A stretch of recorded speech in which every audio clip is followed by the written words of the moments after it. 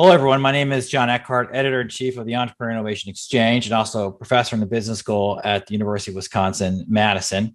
I'm here with Alex Yampolsky, who's the co-founder and chief operating officer of Vytal Health. And we are here to talk about Chapter 6 of the Startup Owner's Manual, written by Steve Blank and Bob Dorf. Steve Blank is a former entrepreneur and teacher who's also been involved in investing in startups, and Bob Dorf has a background in venture capital. And they together wrote a book that's basically designed to help entrepreneurs follow a process that will reduce their chances that they overinvest in their ideas too quickly, and to try and increase the chances that they're on the right path as far as meeting the needs of a known body of customers in a way that's repeatable. What I like about the book, or one of the things I like about the book as a professor, is that they basically advocate a process that's just very similar to like the scientific process that we use when we try and discover, make new inventions and new academic discoveries. And entrepreneurship is very similar. You're looking to invent a new product or service to meet the needs of customers that probably hasn't been served well in the past. So with that, I thought we'd start off by asking Alex to share with us, tell us what Vytal Health does, and to share with us maybe some of the key pivots that they experienced along the way. So welcome, Alex. Thank you. Glad to be here. Glad to share some of my experience. So I think I'll start off by saying that I read the book when I was in business school. It was a part of our entrepreneurship curriculum, and it really set up some great structure for me as how I was planning to move forward with my business venture. And when reality hits, the realization is that now looking back at it is that you get a lot more emotionally committed to where you are and where you're taking your business, that it's really hard to make the decision when you really should make the decision to pivot. And it usually goes quite a bit further, and you end up spending quite a bit more money and quite a bit more time going down the path you probably shouldn't have gone down. So as I say that, let me just kind of explain what we do, how we started, and some of the major pivots and decision points we had to make along the way. So we are a virtual medical group focused on holistic medicine. So we're a telemedicine company who brings in doctors who specialize in something called integrative and functional medicine, basically taking a whole person approach to healthcare and looking for why people have symptoms that they do, rather than just treating the symptom with a prescription. What we're fighting against is the fact that medicine over the last few decades has become very transactional. Doctors don't have the time to really understand why, so therefore they just write a prescription for a symptom.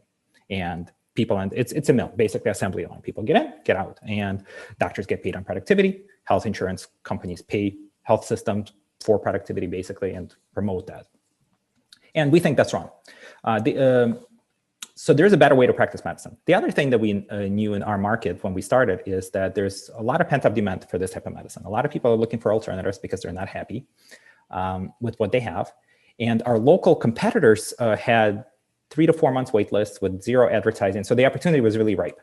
So what we set out to do is we set out to build a platform marketplace for holistic medicine. We were going to build an electronic medical record, set up telemedicine infrastructure, and basically get the marketing engine to be able to build up practices for doctors. And then we go and we look for the best doctors in the country, and we make them available here in Wisconsin, and then eventually nationwide. Great idea. I'm a pharmacist by training before business school.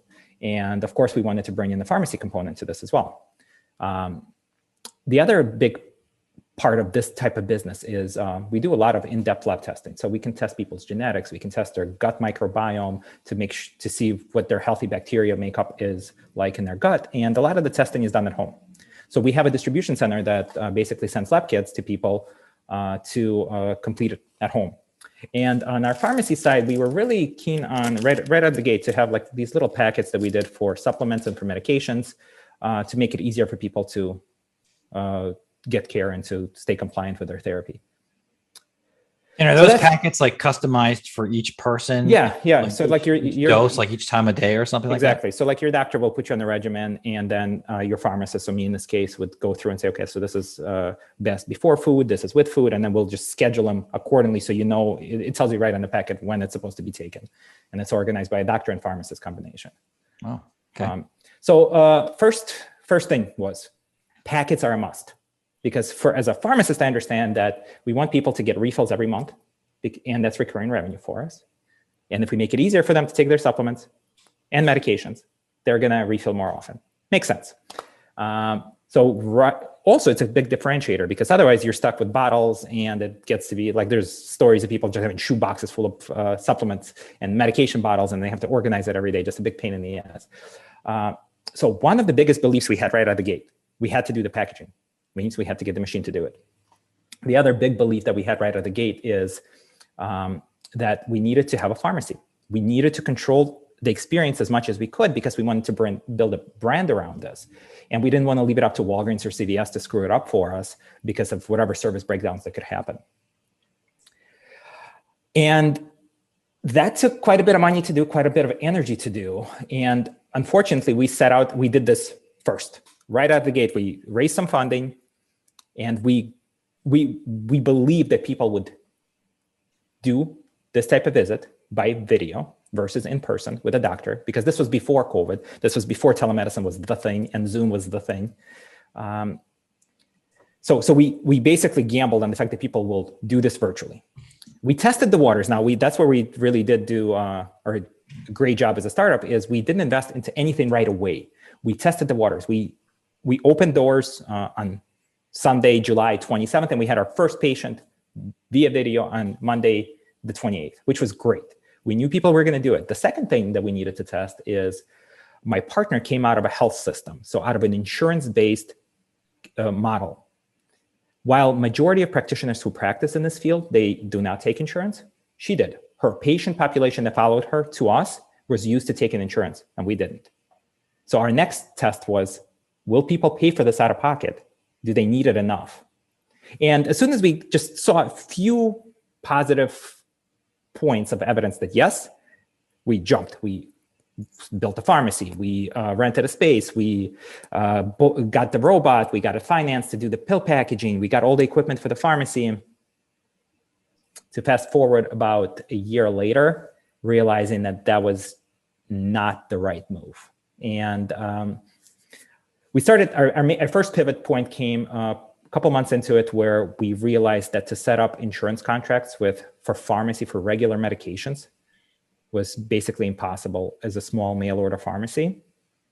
And it was a battle we didn't want to fight. It was a small company, 2 people, and bandwidth is so limited. So we really realized that we had to focus on what's the most important thing for us. And it wasn't the pharmacy.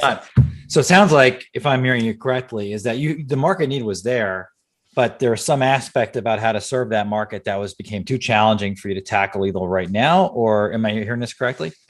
So definitely the market need was there. We were solving the problem that needed to be solved, and there was demand for it. The issue that we ran into, and I think a lot of people, both of us fortunately have had a lot of experience in this industry, in this space. And I think it comes maybe the confidence of having that experience of, oh yeah, what does it take to start a pharmacy? I've done it 20 times before. It's fine. Like, I'll be able to do it. I'll be able to do this. I'll be able to do this. I'll be able to do this. And you had this like big mega thing that you're building, and it's each individual component is super achievable.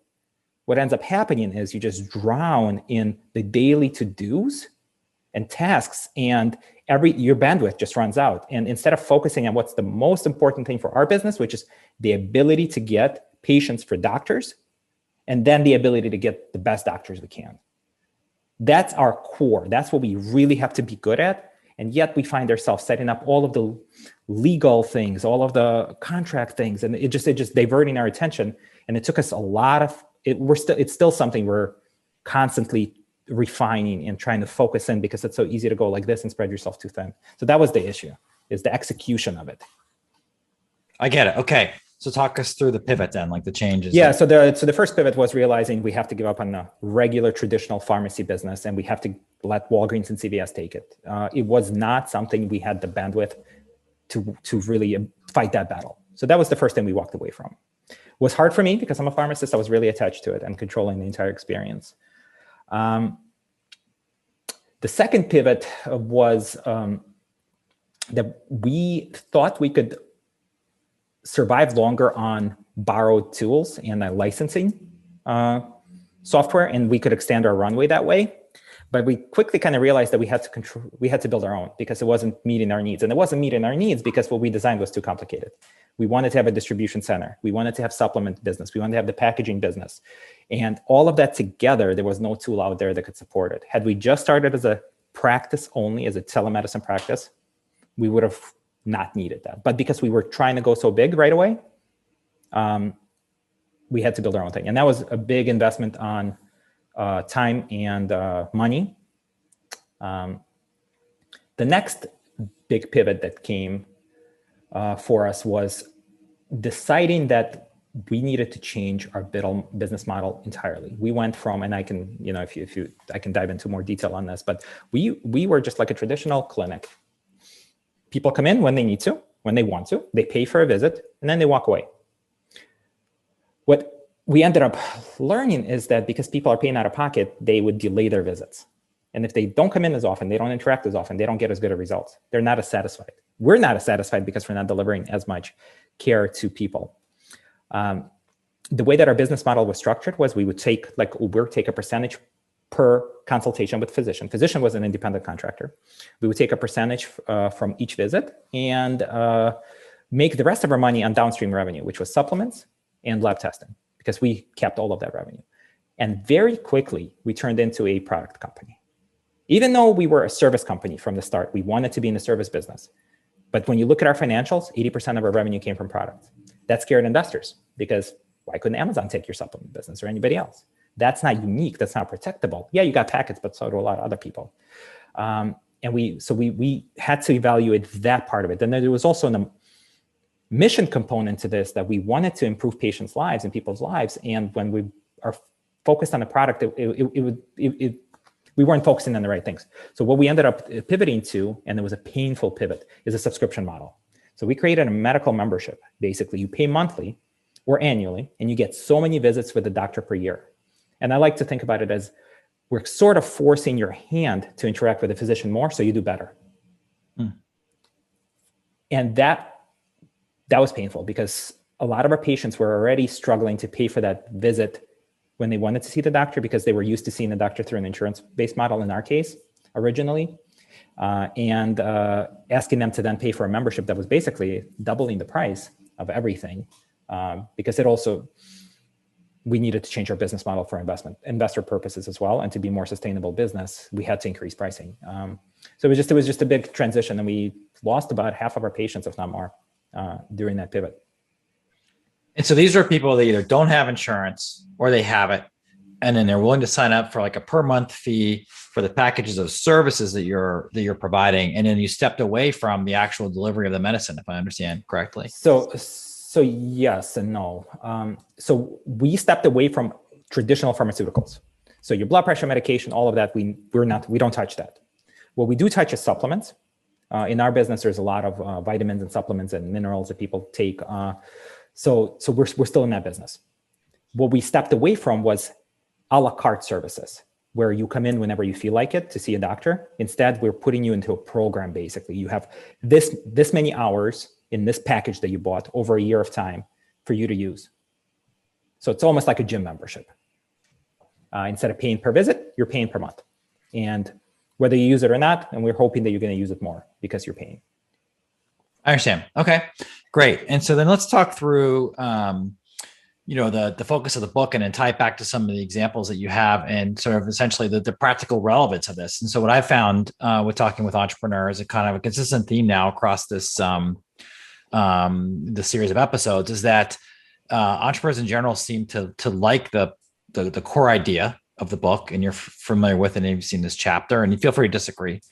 But then they have different views on how to implement, and how much time to implement, and how much attention to the actual process described in the book, which is quite detailed, that they want to follow. Sorry. But the basic idea here is, do I pivot or do I proceed? There's already been a preliminary MVP that's been created. There's been some interactions with customers and customer interviews. And the fundamental questions to kind of answer at this point of the process is, do we understand the problem, which is the main first part of it. And second, do we have a good solution? Is essentially, and it sounds like you kind of bounced around this a couple of times around, like, where's the problem and where's our, the right solution. And then the primary steps, I would just spend a few moments here and kind of read through this, is first off, to kind of understand, should you pivot or proceed, is that you assemble the data. And here what this means is essentially a workflow map of the prototypical customer, right? And essentially getting an understanding of what their job is like and what their primary problems are. If you're serving B2B, and if it's a B2C, like serving another customer individual, then sort of what's their life like, and where do we sit and serve the kind of problems that they have. And then second is, how does our solution align with their problems, right? This is like point number two. And the idea here, kind of a major push of the book, is that what it means to have a solution is that you found a problem, and there are enough people that have that problem, and that you can reach those people through a channel that actually functions and works for you. And it sounds like in the story, in what you've been sharing with me about your business, is that you found a problem at some points, but then maybe the ability to serve it was not really the best. You kind of bounced around that. And I think a lot of people, when they think about the lean startup, they overlook the fact that there's this alignment between a market that you're trying to serve that's large enough, that's worthy, the channel that you're choosing to serve it, right? The means, the technology you're choosing to serve it, and then what does your business model look like in the end, and is it sustainable? Yeah, the next piece, and also why you're doing it, because there's obviously a huge emotional component to this as well. Yeah. All right. So I'm glad you brought that up. Not in the book. Mm-hmm. So, and then you decide based on what I mentioned previously, do you pivot or do you proceed? So let's go back to the emotional part first, because it sounds like you've got some thoughts there as that being part of your pivot or proceed process. Yeah, it's hard to be, it's hard to make unbiased decisions and just look at the data only when you're emotionally connected to it. Also, when reality is, I think that the concept in this book is great for when you're just starting out, kind of the first, just very, very early on. But as the business gets going, as you get like just even a little bit of traction, whether it's traction with investors, traction with actually setting it all up administratively, or traction with getting customers through the door and serving them, bandwidth just runs out, where looking at data becomes less and less of a priority, because there are fires, there are things that are super high priority. And we found that with our company is that the focus on that lessens over time. Therefore, by the time you've realized you're down the wrong path, not only are you emotionally convinced you're down the right path because you have an emotional connection to it, not only are you seeing the feedback from your customer that you're going down the right path, but now it's hard to then look at the data and say, oh, but it's not growing as fast as I want. Maybe we're in the wrong channel. So then you start experimenting with different channels for customer acquisition. And then you start basically throwing a little bit of money everywhere, trying to find the channel that works, instead of focusing on one channel that you should really kind of take it all the way and rule it out first. So it in reality, it becomes really hard to make those decisions once you are up and running. And it would be great, I think, for us to have had an advisor who would have kept us disciplined or on task with it. If we had to report to somebody, even though the last thing you want to do as an entrepreneur is report to somebody, but if there was some sort of accountability with somebody to say like, hey, are you guys making the right decisions? What data are you looking at, to help us zoom out from the weeds and actually evaluate it? But being sucked into the weeds, it's very hard to see these decision points and whether you should pivot or not. And you end up doing it too late often. Sometimes an investor will be the one who plays that role, but it does take a special investor to develop that kind of relationship where it's sort of more like a career rabbi kind of thing. Mm-hmm. Instead of, having this thing where the entrepreneur feels like they're being quizzed by the investor, somebody who they have to impress, to continue mm-hmm. to receive additional funds from. But I think I do agree that it's often helpful to just have somebody else that you meet with once in a while and describe what you do, in part because even if they say nothing, that act of talking through these issues with somebody else, people often will find out that they're lying to themselves. Like as they're putting that together, they realize, wait a minute, I don't really want to make this presentation. Why do I want to make it? Because I'm actually not doing what I want to be doing. Mm-hmm. And that process of getting ready to talk to somebody can be helpful. Absolutely. As well. So, you mentioned earlier about this issue of like maybe being distracted by different channels and then trying to find a way to like focus in on one. Is it feasible to focus on like two channels, or like to have some kind of comparison running, or is that just too much? Is that unrealistic? I think it depends on what you're doing and depends on how fast you want to move. So we wanted to move super fast. We thought we could move super fast. We thought we were superhuman. And that says in that scenario, you go into multiple channels because you're blowing it up. The reality is if you only have so many hours in a day, and if you, in our case, we weren't developing the product and spending all of our time on developing a product. We were seeing patients. We were operating a business while trying to create a scalable company and build technology and learn from technology. And so it's at the onset, yes, you want to do multiple channels. But in the reality is you end up not tracking them against each other. You get too busy. If you are able to move slower, or if you have to move slower for whatever reasons, you don't have the funds, or your technology is going to take longer to develop, then absolutely you have a lot more flexibility, and you need to run as many experiments as you can and as many tests side by side as you can. Got it. Okay. And to dive into some of the more detailed aspects of the chapter, one thing that's highlighted here is there's a conversation about price. And at this stage, you're supposed to be really trying to hone in on what prices you'll be charging your customers. And they talk here, in the book, they imagine that the scenario that they're mostly describing is they're describing a world where you're selling to somebody in person. Mm-hmm. And then you're working with maybe customers that have an acute need, and you kind of brainstorm around them with a little bit around price. So I think actually, one of the examples in the book is you say to the person, hey, would you pay $1 million for this or something a figure that's obviously too high to kind of to help them, maybe disclose where their ceiling might be. So how did you navigate this issue of price? What thoughts do you have on this? So I don't know that we have it fully solved yet, but we looked at competitors, or businesses, to understand what the price points are and what's the price range. And then we went on the lower end of that price range as a new entrant into the market. If you're in a completely new world where there is new market and there is no competitors and there is no value, no way to compare the value to what somebody else would charge, I think it's a lot more difficult. But you have to look at what's the most thing to what you do, or solves the most problem that you solve for them, to understand what the pricing could be. But we didn't ask people, would you pay $300 or $400 or $200 or $100? We looked at what competitors are charging, and we assumed that means that's what the market is willing to pay.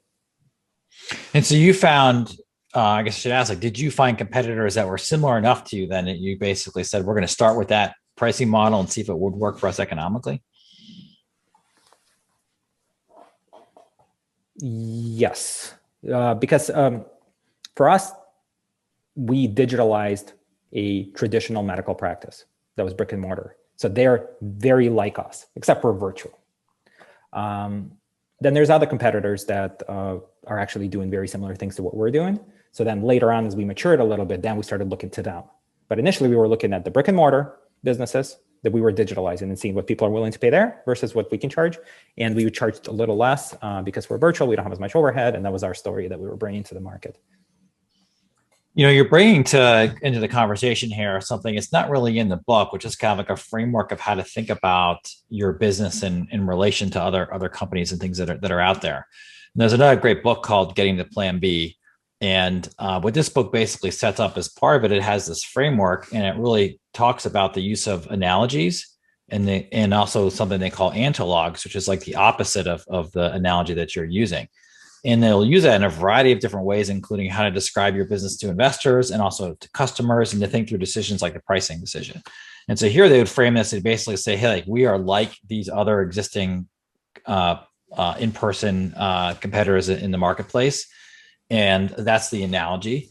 And then we're not like them in these other dimensions. The analog is that we're virtual and we do these other services or whatever. And this is our space.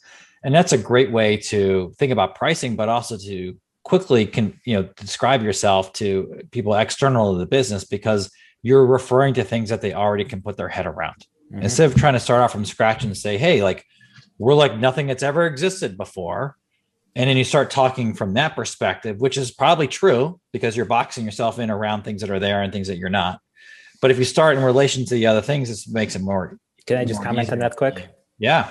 Thoughts on the extreme version of that is you're the Uber of insert industry. Yeah. And that's so overplayed that when people hear that, they just oh, that's whatever. I'm not, So it's a, you have to, Absolutely. it's a delicate dance of not being the Uber of, but yeah, totally. We're like them because people they know that, especially if you're in the type of business that there are things that are like you, and there always are.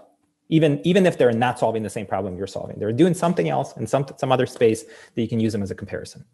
It's a really good point because every moment has that example, like the Uber of, the Airbnb of, like the Domino's Pizza of, right? These are such dominant business models that were disruptive. And normally when people are using those, what I hear at least is somebody isn't being precise enough, that their business actually, that's a generic thing, but there's actually much better comparisons where your customers are more clearly defined and how you're going to serve them is more clearly defined. And an entrepreneur is describing in that way all through their deck, so just maybe they might say at the very beginning to kind of get people excited. Then they're probably missing something. Like they're not as far along as they might think they are, in my view. Yeah. Excellent. So then, and then did you test out the pricing? Like, did you have multiple price points and provide it to different customers? Or did you just say, like, we're going to start with this number, and if it's working, then that's how we're going to be for a little while? Yep, that's what we did. Yep, we just picked a number, and we just saw if it's working. We're actually in the process of doing a price change right now and evaluating. We went through an exercise of looking for friction in the process. So in the process of being a customer of ours, but also the process of considering being a customer of ours. What's going to make somebody walk away? What's going to make them not press the buy now button? So what are those what's going through their head, and how can you overcome it? So for part of it is commitment to a membership model. Part of it is pricing. So we're exploring those two options and seeing what we can tune up and down and see how that would change. And you use this term friction, and I can imagine what it means, but just to be precise, like, what does it mean to you in the way that you're using it here? Sure. So I think of it in two different ways. So one way is, what's the friction of somebody giving you money and taking that next step you want them to take? So for example, if it takes too many clicks to purchase your product, that's friction. Each step is a friction point. Or if it's not clear, it's friction. Where do you want them to go, and what's slowing them down to get there? And then the other friction on the front end is the friction of actually becoming a customer. So it's once they're a customer, it's like they keep, grow. Well, how do you keep them? And then how do you grow them so that, at least internally? And how do you get them through the door? How do you get them? And what's the friction points there that are either going to be reasons not to do it, reasons to walk away and think about it, and time kills all deals. That's true for investors, true for buying. When people need to think, you're going to lose a customer more often than not. Got it. So reducing frictions and turning it into something it's easier for them to do quickly because they see the value and other things that might be going on. Did you find any particular tricks along the way that might be useful to people to hear about, of how you reduce friction in some way that was maybe counterintuitive, or maybe something people aren't aware of? I don't think so. I think once you put on the lens of looking for friction, and you listen to some blog, or you listen to some podcasts, you read some blogs. HubSpot's huge on flywheel and friction. You start seeing it, and we're not at a point of where I'd say we're friction experts, where I could have something any secret sauce that I could share. But I think you put on that lens, and you start seeing it everywhere. Got it. There's another, kind of theme in this chapter that is closely related to this conversation. And it's really around trying to understand the probability that people will close based on certain kind of interactions you're having with them, either in person or maybe online. And so you're running a SaaS business that's mostly online. What are some of the things that you're looking at or that you're building in your system that gives you an understanding of what these friction points might be, I guess, in your terminology, or what's essentially influencing their probability that they're going to convert and say yes? Well, I think first is there interest in what you're doing? So do you have a product or a service or any kind of offering that people are willing to give you their email address for, or they show enough interest, click, whatever it may be, depends kind of where you are in your evolution of your business. Same thing with investors too. It's what's the overall theme? So if people aren't ready to write a check, can you kind of read between the lines? Are they not ready because you're too early? Are they not ready because they don't think your business is going to be good? So there is, I think it's going to be different for every business. So for us, I mean, I can talk through what it is for us, but I don't think it's going to be relevant to many other people. Yeah, these precise metrics like, email addresses, are they clicking through? Yeah, it's just you're looking for interest, and then you're looking what happens down the funnel as you take them to the next step and the next step and the next step. And you constantly have to be tweaking it too. And that's the other thing where like you want to make sure you have enough bandwidth to get them from I gave you my email address to I'm ready to be your customer, and understanding that whole journey and what they're thinking about, why would they do it, and what other choices do they have. Got it. Now there's a bunch of frameworks that are provided in the chapter. For example, on page 241, and you don't have to look at this. There's this pretty extensive customer discovery report card, which essentially comes from meeting with somebody and answering questions. For example, like what their job title is like, and how you contact them, the time that you met with them. Asking about key features desired or not needed and related to the product and the solution. If they had a magic wand, the product would have the following kind of features: where they'd buy, how they'd buy, if it's a B2B business, how their company tests and decides whether or not to onboard particular products, estimates of like the budget. It's like this extensive form that you can see on the screen. And there's lots of examples of documents like this in the chapter and other places in the book. Is this something that you've used, or you built something similar to it in your process? Like, how do you keep track and organize all this data that you're collecting? Yeah, we've kept different spreadsheets and different notes. I can't say that we're super organized about it, but yeah, definitely have to keep it organized. We've done surveys, so of course that's very organized. We get regular feedback through survey tools as well. But it's important, and probably should be better organized than it is for us. And you're not alone. Like most entrepreneurs I talk with, they understand the importance of data and they're using it to guide their decision making. But there's a variety of different practices on how people basically kind of stop and analyze, essentially, which is this is the data collection is getting you set up for that in the book. Sometimes it's like diving into like tools like HubSpot or whatever, and just kind of seeing, looking at data, the reports have been created for them there. Sometimes it's like going through these spreadsheets to try and make an understanding of what's happening now that we're in some pivot or looking for some like kind of aha moment. And I find that there is very little use of like standardized forms and whatever and templates besides what's built into these SaaS tools already. Was there a particular like framework or spreadsheet or something where you said like, hey, I'm glad I did that, or this is some kind of internal document that everyone turns to and says, look at like the whatever dashboard, or is it just not how you folks are thinking about the business? I think that there's just a ton of dashboards to look at. So different tools have different benefits. So like Google Analytics will have one that I will explore and dig into.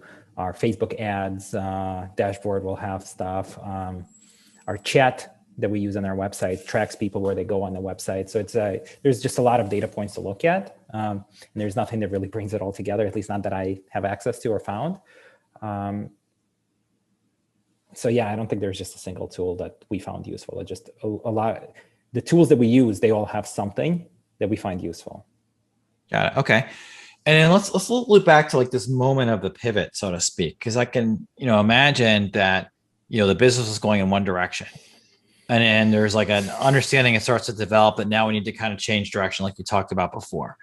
And I can imagine this is a potentially gut-wrenching moment for the team, for the entrepreneur, to basically say like, okay, like now we're going to move from like A to B, or now we know we're not going to do A anymore. Now we have to decide, is it going to be B, C, or D, or whatever. What kind of thoughts do you have on how entrepreneurs can navigate that and also sleep as well as they can at night as they're going through that big churn? I think by the time you made the decision, you're confident in it, just like you were day one when you started your company. There's a level of confidence, so you sleep well at that point. I think once you make the decision, leading up to it. Again, I bring you back to having mentors and advisors. It's great to even just like you said, just talking. When you talk and even the other person doesn't respond, you're able to like really see the big picture sometimes because you have to zoom out. And to me, that's the biggest barrier for me is I'm pulled in so much that I need help zooming out. And when I zoom out, I see things clearly. The other thing on the pivot that I wanted to kind of mention is the other part of the emotional component is not only am I so bought into what we've already been doing, but also everybody around me. Every time an entrepreneur pivots, to us, it's to be expected. I knew this was going to happen. And I know there's like 100 more of those. But to your family, to your close friends, they're not entrepreneurs. They get attached to the first 1, 2, 3, 4, 5 things, pivots or whatever they are, that you build a story around, you get them on board, you get them convinced, and then you change. And then something doesn't work out. And then this and this. And it's to yourself, you feel like, I felt this way. Like I was the guy who always had business ideas, but like never was actually doing it because they were still evolving. And it was almost like, we all know that person who's a entrepreneur, not an entrepreneur. And then the other thing is just watching like my family emotionally get attached to this investor meeting that was going to go well and it didn't. And then it's a heartbreak for them. And for me, it's just like a skip beat and then I move on to the next thing. So that's the other part that's challenging with pivots is like the people around you that aren't expecting it. Same thing with employees. They get attached to a direction you're going in. So there has got to be good communication around why you're changing, what you're testing, what should everybody be on the lookout for, and what you hope to accomplish by that. Some of the, an advice is commonly given to an entrepreneur is one, especially in the early stages, is that the executive team needs to be involved in sales, in particular the CEO. And then second is that having very good relationships with people that are on the front line of the selling or interfacing with the customer, incredibly important. So in the story of Best Buy, the management team staying very closely connected to the blue shirts, as they're called, the people on the floor that are out there, interacting with the customers every day. Or, in other environments, like if you're, an earlier conversation we had was, with the CEO that says, look, I got to still make sales calls. Even though now I'm at a point where I have a sales team that I'm grooming, I still jump on these calls sometimes, just so I'm a part of that. What are your thoughts on that as far as making sure that the management team still has enough fidelity in contact with the customers as they continue to grow? I think absolutely. But I don't know that that's relevant to somebody who's just starting out. It's like, it's something I spent a lot of time worrying about the future things, like when we get bigger, like all of the infrastructure, and it was all a waste of my mental energy and time. Because by the time it's a problem for tomorrow, not for today. Yeah. For today, it's survival. For today, it's figuring it out. For today, it's getting started. It's getting a task accomplished, not thinking through what should my management team look like in 5 years or what my role will be as a CEO or CEO or whatever. It's fun. It's fun to go there because entrepreneurs typically love having ideas and thinking of strategies and solutions, but you really have to focus on what's at hand. And the other thing I was kind of thinking about as we were just talking is with this MVP idea, it's if I could start over, I would figure out what's the one thing, just the one thing we have to really get right. And that's the thing I would focus on first and then build on top of that. Other than adding, so it's like when you talk through like that report or taking notes from your conversation when you interview a customer, it's identifying the one thing that's really going to solve the problem for them and building that and getting that out there and figuring out how to sell it rather than adding on all these other features or services, because then you're spending all your time doing that and not selling the product. And it also creates bandwidth restrictions in the future as you grow, because it's there's two things that you said there that really cut well into and really closely to the book here. One is that they really do emphasize that building a startup is, especially in the early stages that we're talking about now, is fundamentally different than running a big company. And in particular, you have a set of problems that you need to solve and focus on before you even give any consideration to those other things in the future that are decisions that entrepreneurs sometimes get trapped into because they're focused on building an organization and positions and staffing them. But that they shouldn't do that yet because there are things that they need to solve before they can get into those steps. I'm not going to rehash that, but what you're talking about here very much echoes the fundamental point that there's a series of things you need to focus on now, and you got to solve those first. It's really about what should you be making and for who, and then we'll get into these other issues of structure and information fidelity and so on that I mentioned before. The other is that this focus on just trying to stay laser focused on the thing that people must have, and then building your business around that. It's in the book in different places, but not the way you said it. and as clear as you said, basically saying that there's, if I could have that focused on just that one thing and not get distracted by other attributes, other product features, that would be something I would do next time around. If I could play it again, is I think super helpful. So are there any other things that we should talk about from this chapter that resonated with you that you feel like is important to share with other fellow future entrepreneurs out there? Well, I just want to comment on this whole infrastructure of a larger, trying to think about infrastructure of a larger company. I think the more senior the person is who starts a company, the more likely they are to think like that. Like I came out before I got my MBA, I was in a large health system and in the leadership position. But if I never had any of that experience, I probably wouldn't even think about that. So I think somebody more junior, like let's say I'm an undergrad and I'm starting a business right out of school or in school, I'm probably not thinking about it as much, which is a risk of its own. And you have to have more senior people around you at a certain point. Let me just look at the flow again, see if there's anything else I want to add. Pivots are hard. Pivots are just hard. And it's, if you can be disciplined, really disciplined about it from the start and not get overloaded from the start, I think you're going to be in a much better situation. But I find very few people that are not overloaded because it's fundraising at the same time as trying to get proof of concept and traction. And if you happen to get some traction before you finish fundraising, then people want to see how that traction is going to turn out. So the fundraising gets delayed. Then you're like, you have all of these competing worries, which makes it super difficult. And having that discipline from the start is great. But then the risk is you might not get far enough, fast enough, and run out of cash. So it's, I don't think there's one clear answer, unfortunately. Yeah. Finding mentors. To me, for business school, I'm going to shout out to UW-Madison here, meeting successful entrepreneurs, successful people who are willing to have a conversation with you and who can talk you through it. Even though their experience may be a completely different industry or even a few decades old, it doesn't matter because there's lessons there that you can take away, and it helps you see the world different, see your problem different, see your solutions as different. So advisors and mentorships is huge, huge, huge. It's a great way to manage through the pivot is to learn from the experiences of others. So it's a great spot to close our conversation today. So thank you very much, Alex, for sharing your time and insights with us, and good luck building the business. Happy to help. Thanks. Yeah, thank you. Great. Take care.